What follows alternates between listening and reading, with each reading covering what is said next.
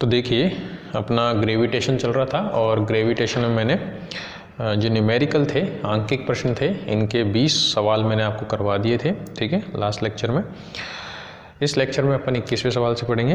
तो सवाल 21 बोल रहा है, अगर 100 kg का एक पिंड है, उसको पृथ्वी से पलायन कराने के लिए कितनी ऊर्जा की आवश्यकता होगी। तो यहाँ पर पलायन ऊर्जा पूछ रहा है आपसे। देखिए पलायन ऊर्जा का सूत्र अपन निकाल लेते हैं। ठीक है, काफ़ी 1-2 सवाल और हैं तो वो भी इससे हो जाएंगे। तो देखिए पलायन करने के लिए जो गतिज ऊर्जा चाहिए, ठीक है, एस्केप के लिए, वो है 12m पलायन वेग का स्क्वायर। ठीक है, और अपन जानते हैं पलायन वेग जो होता है वो होता है √2gr। तो यहाँ पुट कर दीजिए तो ये आ जाएगा mgr। ठीक है, तो ये आप डायरेक्ट याद भी कर लीजिए। तो 1-2 सवाल और हैं आगे वाले, और पेपर में भी देखिए क्या होता है कि आपको क्वेश्चन जल्दी करने होते हैं, तो आप सीधा याद कर लीजिए कि एस्केप वेलोसिटी क्या होती है, mgre होती है। अगर ऐसे नहीं हो तो वैसे याद कर लीजिए कि पृथ्वी के तल से अगर आप पिंड को बाहर फेंकना चाहते हैं तो mgh आपको स्थितिज ऊर्जा चाहिए। ठीक है, और पलायन के लिए h बराबर क्या होता है, r होता है। ठीक है, मैंने कोर्स में भी बता रखा है कि पलायन के लिए h बराबर r लेना है आपको। तो जो गतिज ऊर्जा है वो किस में कन्वर्ट हो जाएगी, स्थितिज ऊर्जा में कन्वर्ट हो जाएगी। उसके बाद पिंड जो है बाहर चला जाएगा।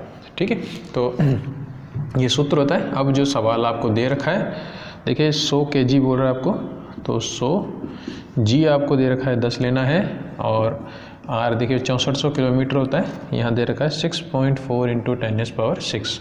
तो आपके पास निकल के आ जाएगा 6.4 × 10⁻99 जूल। ठीक है, ऑप्शन सी जो है इसका आंसर हो जाएगा, सी। 22वां बोल रहा है आपको, 22 बोल रहा है, यदि चंद्रमा पृथ्वी की आधी दूरी पर चक्कर लगा रहा होता तो चंद्रमास की अवधि क्या होगी। तो देखिए इसमें केपलर का नियम आपको सीधा लगाना है। ठीक है, T1/T2 का होल स्क्वायर बराबर R1/R2 का होल क्यूब। ठीक है, अब इसमें चंद्रमास कितने दिन का होता है, 28 दिन का होता है। 27 दिन कुछ घंटे होते हैं तो अपन उसे 28 दिन बोलते हैं। तो 28 दिन का चंद्रमास होता है। नया चंद्रमास आपको निकालना है। ठीक है, और इनिशियल जो दूरी है वो मान लीजिए r है, और नई जो दूरी है वो क्या बोल रहा है आपसे, आधी होती r/2। तो इसे आप सॉल्व कर लीजिएगा। ठीक है, सॉल्व करने के बाद इसका आंसर अप्रोक्सीमेट 10 दिन जो भी है। ठीक है, ऑप्शन 10 दिन दे रखा है आंसर, तो मैं 10 दिन लिख रहा हूँ, बाकी आप कैलकुलेट करके देख लेना, जो भी आएगा वो सही होगा। ठीक है, देखिए ज़रूरी नहीं है कि किताब का हर आंसर सही हो। ठीक है, तो पहले खुद कैलकुलेट करके देख लेना आप 10 दिन आ रहा है कि नहीं आ रहा, जो भी है, पर तरीका आपको समझ में आना चाहिए। तरीका इसी तरह से होगा सवाल। नेक्स्ट देखिए 23, पृथ्वी के तल पर गुरुत्वीय त्वरण 10 मीटर/सेकंड² है, और मंगल ग्रह का द्रव्यमान पृथ्वी की अपेक्षा 1/5 और त्रिज्या 1/2 है। तो मंगल ग्रह के तल पर गुरुत्वाकर्षण के कारण पिंड का त्वरण क्या होगा। तो इस तरह के क्वेश्चन अपन कर चुके हैं पहले। ठीक है, बताया था मैंने आपको g बराबर gm/r² होता है, तो उससे हो जाएगा क्वेश्चन। देखिए g अर्थ जो है, g मास ऑफ अर्थ और रेडियस ऑफ अर्थ का स्क्वायर। इसी तरह से चंद्रमा के लिए क्या हो जाएगा, gm मास ऑफ अर्थ और r मून का स्क्वायर। तो यहाँ से GE/G/RM जो है, gm मून के लिए उनका रेशियो ले लीजिए आप, अनुपात ले लीजिए, तो ये आ जाएगा me/m इंटू हो जाएगा RM/RE। तो अब आपको यहाँ पे दे रखा है कि जो सवाल में दे रखा है कि मंगल ग्रह का जो द्रव्यमान है, मंगल ग्रह ही है ना, तो m से मंगल ले लो, क्या दिक्कत है, मार्स ले लो। ठीक है, मून की जगह मैं सॉरी चंद्रमा पढ़ लिया इसको, मार्स ले लीजिए, कोई दिक्कत नहीं। तो पृथ्वी के जो अपेक्षा है 1/5 है, तो मास ऑफ जो है मार्स का, मंगल का, वो पृथ्वी के द्रव्यमान से कितना है, 1/5 है, और त्रिज्या जो है वो आधी है, यानी RM कितना है, RE/2 है। ये दोनों वैल्यूज यहाँ पुट कर दीजिए आप, तो ये हो जाएगा GE/GM। ठीक है, यहाँ पुट कर दीजिए तो ये आ जाएगा ME/ME इंटू 5 ऊपर चला जाएगा। ठीक है, इंटू RE का स्क्वायर आएगा यहाँ पे, ठीक है। तो आर एम जो है वो कितना है, R E square by 4 into क्या हो जाएगा, आर ई स्क्वायर, ठीक है। और जी ई अपन जानते हैं कितना होता है, 10 होता है। तो ये हो गया 10, 4 को इधर ले आइए, कैंसिल आउट हो जाएंगे आपके पास। तो 4 बटा कितना हो जाएगा, 5। तो ये कितना आ जाएगा कैलकुलेट होने के बाद, 8 मीटर पर सेकेंड स्क्वायर, ठीक है। तो ये 23वां सवाल है आपका। चलिए नेक्स्ट क्वेश्चन देखिए, 24 है। बोल रहा है पृथ्वी की त्रिज्या आर ही है और पृथ्वी के तल पर गुरुत्वीय त्वरण जी है, तो पृथ्वी का माध्य घनत्व क्या होगा, ये सवाल है आपका। तो देखिए घनत्व के रूप में आपको निकाल के देना है, ठीक है, और कुछ नहीं है। तो अपन जानते हैं जी बराबर क्या होता है, GM अपॉन आर स्क्वायर है। और पृथ्वी का जो द्रव्यमान है वो कितना हो जाएगा, 4/3 पाई आर क्यूब रो, ठीक है। इसे अपने आयतन गुणा घनत्व में लिख दिया, कैंसिल आउट कर दीजिए। तो ये हो जाएगा जी 4/3 पाई आर रो। आपसे घनत्व पूछ रहा है तो वो कितना हो जाएगा, 3G अपॉन 4 पाई GRE। तो ऑप्शन नंबर सी जो है इसका आंसर हो जाएगा, ठीक। नेक्स्ट देखिए 25 देखिए, सॉरी 24 था ये भैया ना, 24 था ये, 25 देखिए 25वां सवाल।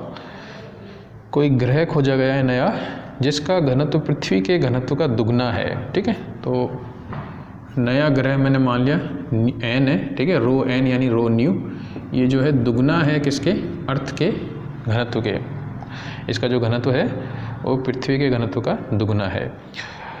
ग्रह की सतह पर गुरुत्वीय त्वरण का मान पृथ्वी तल पर गुरुत्वीय त्वरण के मान के बराबर है, यानी इसका जो त्वरण है वो पृथ्वी के त्वरण के बराबर है। तो पूछ रहा है यदि पृथ्वी की त्रिज्या r है तो ग्रह की त्रिज्या क्या होगी। तो ठीक है, तो देखिए इस घनत्व के रूप में, तो घनत्व के रूप में ये जो वैल्यू है पुट कर दीजिए।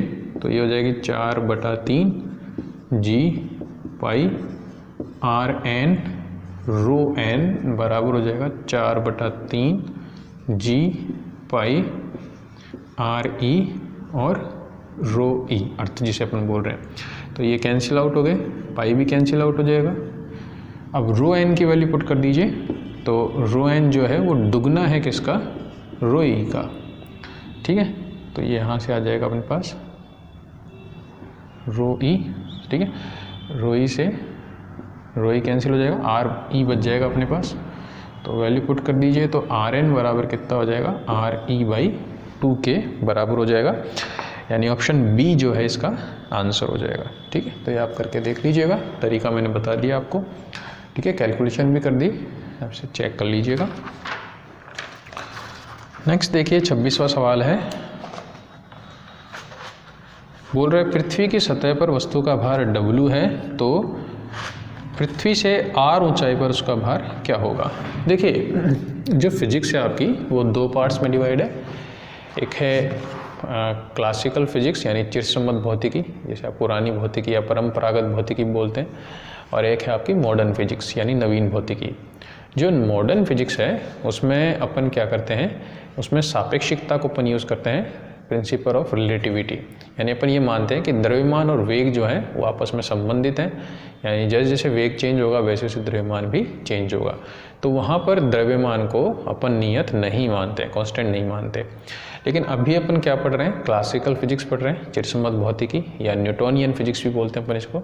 इसमें अपन द्रव्यमान को क्या मानते हैं, नियत मानते हैं। तो भार जो होता है वस्तु का W वो कितना होता है, mg होता है, यानी W प्रोपोर्शनल क्या होता है, G, कि भाई जैसे जैसे G चेंज होगा वैसे वैसे भार चेंज होगा। तो बेसिकली आपसे जब बोल रहा है कि भार जो है कितना चेंज होगा, या आपसे बोल रहा है कि भार क्या होगा, तो इनडायरेक्टली वो आपसे पूछना चाहता है कि त्वरण में क्या फ़र्क होगा, ठीक है, ये चीज़ है। तो जहाँ पर त्वरण चौथाई हो जाएगा वहाँ पे W चौथाई हो जाएगा, जहाँ पे त्वरण आधा हो जाएगा वहाँ पर W भी क्या हो जाएगा, आधा हो जाएगा। तो अपन को वो चीज़ें निकाल के देनी है, ठीक है। तो आपसे पूछ रहा है पृथ्वी से r ऊंचाई पर उसका भार क्या होगा, तो इनडायरेक्टली आपसे पूछ रहा है पृथ्वी से r ऊंचाई पर गुरुत्वीय त्वरण क्या होगा। तो देखिए h हाइट के लिए गुरुत्वीय त्वरण क्या होता है, G/1 + h/r का स्क्वायर, ठीक है। अब आपसे पूछ रहा है h बराबर r हो तो क्या होगा, तो इसे सॉल्व कर लेना आप, कितना आ जाएगा g/4, w प्रोपोर्शनल g है, यानी इसके लिए w क्या हो जाएगा, w/4 हो जाएगा, क्योंकि g क्या हो गया, 4 हो गया। कई पूछते हैं कि सर एक फॉर्मूला और होता है 1 - 2h/r वाला, वो क्यों नहीं लगाया। देखिए 1 - 2h/r जो होता है वो गुरुत्वीय त्वरण में बहुत कम परिवर्तन के लिए होता है, 1%, 2%, 3%, इस तरह से, ठीक है। पहली चीज़ तो ये है, लेकिन सवाल देखकर पता थोड़ी लग जाएगा कि कितना चेंज हो जाएगा। तो फिर हाइट देखिए, हाइट अगर 6400 किलोमीटर से बहुत कम है, क्योंकि पृथ्वी की त्रिज्या क्या है, 6400 किलोमीटर। अगर 6400 किलोमीटर के सापेक्ष ऊंचाई का मान, h का मान बहुत कम है, 100 मीटर है, 1000 मीटर है, ठीक है, तो फिर आप 1 - 2h/r वाला फॉर्मूला काम में ले सकते हैं। लेकिन यहाँ पर देखिए पृथ्वी की त्रिज्या के बराबर उठा रहा है, ठीक है, तो यहाँ पर कोई कंपैरिजन नहीं है, इसलिए आपको ये फॉर्मूला लगाना ही पड़ेगा, ठीक है, तो ध्यान रखिएगा इसका। चलिए नेक्स्ट देखें 27वां सवाल। 27वें सवाल में बोल रहा है m द्रव्यमान की वस्तु पृथ्वी सतह से h ऊंचाई पर ले जाई जाती है तो उसके भार में 1% की कमी आती है। यदि इसी वस्तु को h गहराई पर किसी खान में ले जाया जाए तो इसका भार क्या होगा या किस तरह परिवर्तित होगा। देखिए ये जो सवाल है इसका सॉल्यूशन मुझे कई बच्चों ने व्हाट्सअप करा है, एंड व्हाट्सअप पे बहुत लंबा सवाल करा है इन्होंने, ठीक है। देखिए आप जी में 1% का परिवर्तन करके या कम करके सवाल को कर सकते हैं, कोई दिक्कत नहीं, हो जाएगा। लेकिन आप एयरफोर्स की तैयारी कर रहे हैं, ठीक है, उसके लिए है ये बुक, तो एयरफोर्स में इतना टाइम नहीं मिलता आपको कि भाई इतने लंबे लंबे सवाल करो आप, ठीक है। तो इस सवाल को करने का एक तरीका मैं बता देता हूँ आपको, आप बड़े वाले तरीके से भी कर सकते हैं, ठीक है, वो आपको पता है और बहुत सारे चैनल्स उसी से करवा रहे हैं, तो ठीक है, जो भी है बढ़िया है, ये कोई दिक्कत नहीं है। तो आपको वो भी आना चाहिए, खैर ऐसी कोई बात नहीं है, और उससे कर भी सकते हैं आप। लेकिन इस सवाल को डायरेक्टली भी कर सकते हैं आप, कम टाइम में भी कर सकते हैं। कैसे, देखिए कई सवाल कंसेप्ट पर डिपेंड करते हैं ना, तो ये कंसेप्ट पर बेस है सीधा, कोई दिक्कत ही नहीं है। अपन जानते हैं कि h हाइट के लिए g में परिवर्तन क्या होता है, 1 - 2h/r × g होता है, और गहराई के लिए परिवर्तन होता है d/r। यानी पृथ्वी तल पर, अगर मैं सरफेस की बात करूं, पृथ्वी तल पर 1 - 2h/r और 1 - d/r ये बराबर होने चाहिए। पृथ्वी तल पर g का मान g होता है, ठीक है, तो जब आप ऊपर जाओगे, जब आप नीचे जाओगे तभी तो परिवर्तित होगा, लेकिन तल के लिए तो दोनों कैसे होने चाहिए, सेम होने चाहिए। तो यहाँ से एक चीज़ निकल के आती है और वो है d = 2h।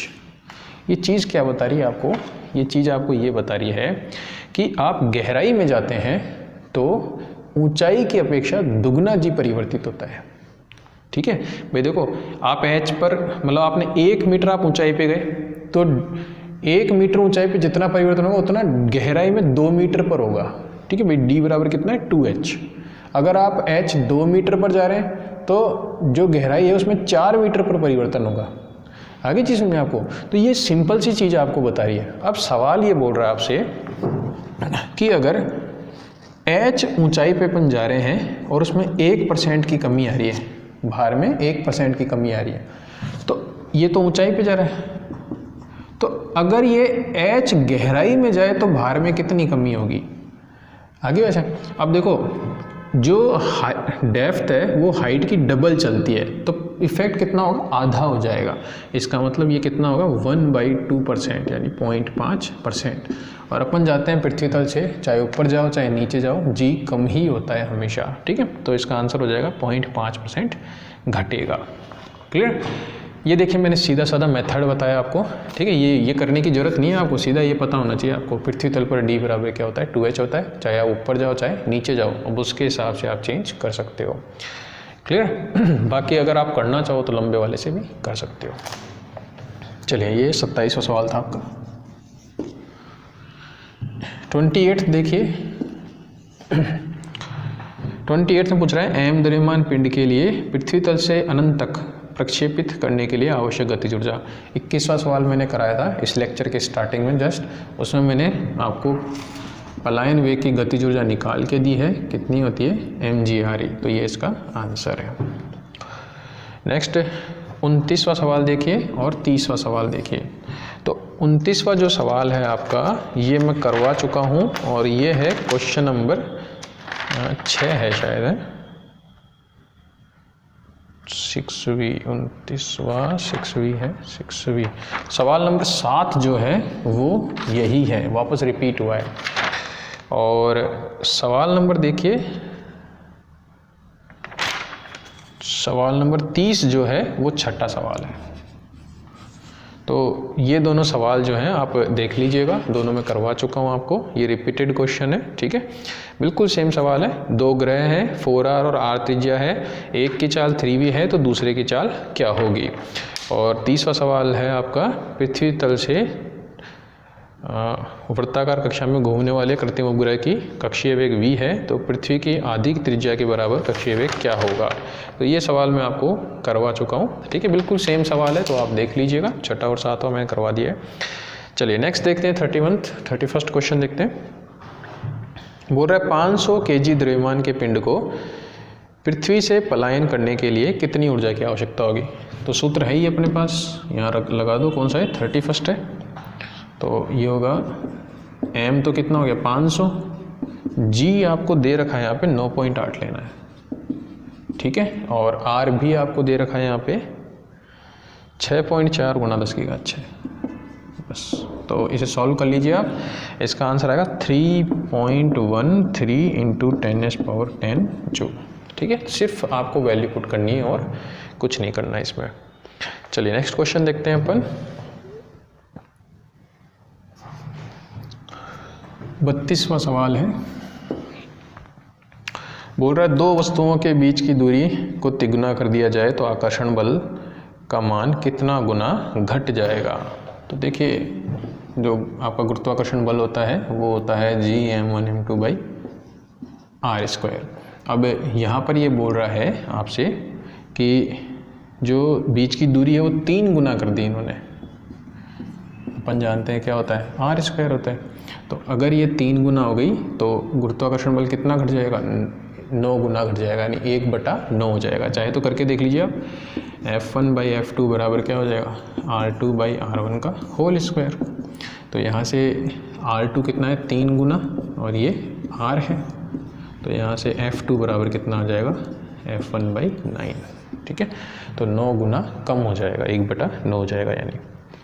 नेक्स्ट है 33, देखिए पूछ रहा है दो वस्तुओं के बीच की दूरी 2% बढ़ा दी जाए तो आकर्षण बल कितना घट जाएगा। तो यहीं से कर लीजिए वापस, मैंने आपको त्रुटि वाले सब सवाल बताए थे, ठीक है, कोर्स जिन्होंने कराया त्रुटि में आराम से हो जाएगा। तो मैंने उस तरह के सवाल बताए आपको कि डायरेक्टली अगर डिपेंड करता है तो अपन लिख सकते हैं ∂F/F × 100 = -2 ∂R/R × 100, ठीक है। ये मैंने बताया था आपको कोर्स में। अब बोल रहा है आपसे कि दूरी बढ़ा दी जाए, तो माइनस क्या बताता है, अपोजिट इफेक्ट। आर के ऊपर जो भी होगा, अगर आर को बढ़ाया जा रहा है तो एफ में कमी होगी, और अगर आर को कम किया जाता है तो एफ में बढ़ोतरी होगी। तो माइनस इफेक्ट ये बताता है। तो ∂R/R × 100 जो है आपको 2% दे रखा है, तो ∂F/F × 100 क्या हो जाएगा, -4%, यानी आर बढ़ा रहे हैं, ठीक है, तो एफ क्या हो जाएगा, कम हो जाएगा 4%। ऑप्शन सी जो है इसका आंसर है। 34 देखिए,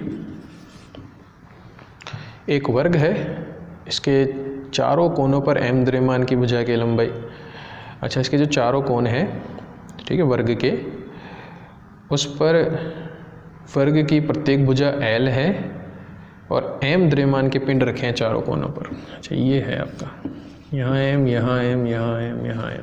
अब बोल रहा है अगर यहाँ भी m रख दें, ठीक है, यही सवाल है आपका, एक बार देख लेता हूँ मैं। अगर यहाँ भी m रख दें तो गुरुत्वाकर्षण बल का मान क्या होगा इस पर। तो देखिए, गुरुत्वाकर्षण बल अपन जानते हैं आकर्षण प्रकृति का होता है, ये भी इसको आकर्षित करेंगे और ये भी इसको आकर्षित करेगा, ये भी आकर्षित करेगा और ये भी आकर्षित करेगा। सबके बीच की दूरी बराबर है, सबका द्रव्यमान समान है और बलों की दिशा विपरीत है, तो नेट बल कितना हो जाएगा, 0 हो जाएगा। क्लियर, तो कुल बल क्या हो जाएगा, 0। 35वां सवाल है, अगर ऊपर वाले प्रश्न में पाँचों द्रव्यमान का मान 5 है तो गुरुत्वाकर्षण बल कितना होगा। देखिए यहाँ 5 और 50 और द्रव्यमान सबका सेम है तो नेट बल क्या हो जाएगा, 0 ही होगा। ठीक है, तो ये आपका 35वां सवाल है। तो देखिए यहाँ 35 सवाल खत्म होते हैं आपके। ठीक है, अब नेक्स्ट 50 तक क्वेश्चन जो है मैं आपको नेक्स्ट वीडियो में करा दूँगा। ठीक है, देख लीजिएगा। Thank you.